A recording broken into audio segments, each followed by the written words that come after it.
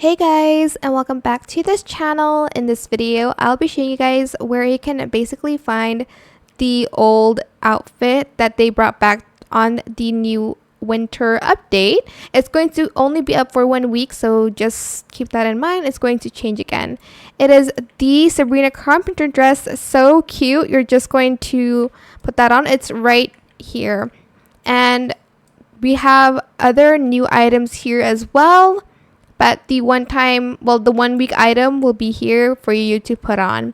Again, it's going to rotate every 1 week, so keep that in mind. And that is where you can find the Sabrina Carpenter outfit on Dress to Impress.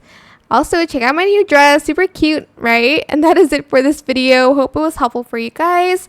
Don't forget to like, comment, share.